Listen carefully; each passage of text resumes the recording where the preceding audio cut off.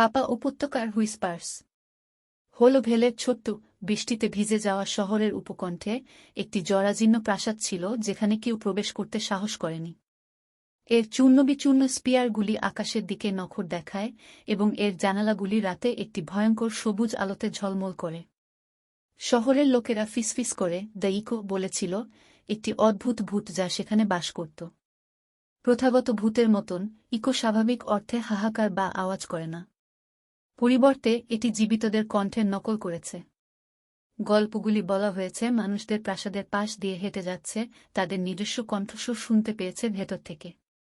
মীরা, একজন সন্দেহবাদী সাংবাদিক, সবসময় ভূতের গল্প নিয়ে উপহাস করতেন। ইকোর মিথকে উড়িয়ে দেওয়ার জন্য দৃঢ়প্রতিজ্ঞ, তিনি নিজেকে একটি রেকর্ডার, একটি টর্চলাইট এবং একটি নোটবুক দিয়ে সজ্জিত করেছিলেন। একটি বিশেষ ঝড়ের সন্ধ্যায় তিনি প্রাসাদের তৈরি লোহার গেটগুলিকে ধাক্কা দিয়ে ভিতরে প্রবেশ করলেন। বাতাস ভারী ছিল এবং ফ্লোরবোর্ডগুলি তার ওজনের নিচে কাতরাচ্ছিল। ঘরের গভীরে যাওয়ার সাথে সাথে সে ক্ষীণ ফিসফিস শুনতে শুরু করে। এগুলি সে প্রত্যাশিত ভৌতিক হাহাকার ছিল না। পরিবর্তে তারা সেই দিন আগে যে কথোপকথন করেছিল তা ছিনিয়ে নিয়েছিল। মীরা, তুমি অসম্ভব, তার সেরা বন্ধুর কণ্ঠস্বর বলল, অজ্ঞান এবং বিকৃত। চলো আমরা কাল দুপুরের খাবার খাই। তার নিজের কণ্ঠস্বর হলোয়ের নিচে লাফিয়ে উঠল।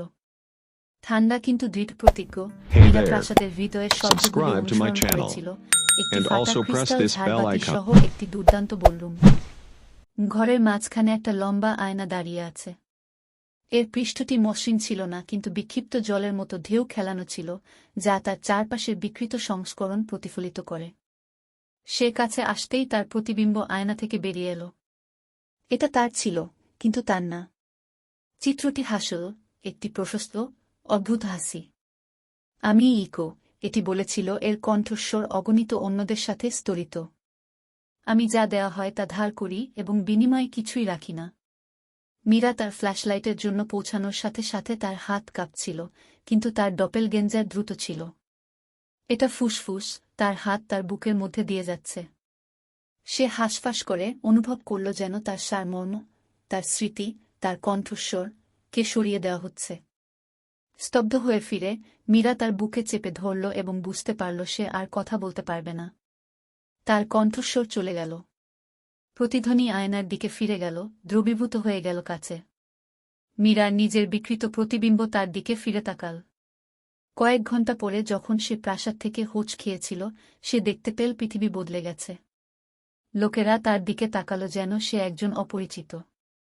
তার কণ্ঠস্বর এখন ফাঁপা এবং অচেনা, এমনকি নিজেকেও ভয় পেয়েছিল। এবং তার নিঃসঙ্গ অ্যাপার্টমেন্টের নিরিবিলিতে যখন আলো নিভে যায়, সে মাঝে মাঝে তার পুরানো কণ্ঠে ফিসফিস শুনতে পেত। তারা সবসময় আয়না থেকে এসেছে।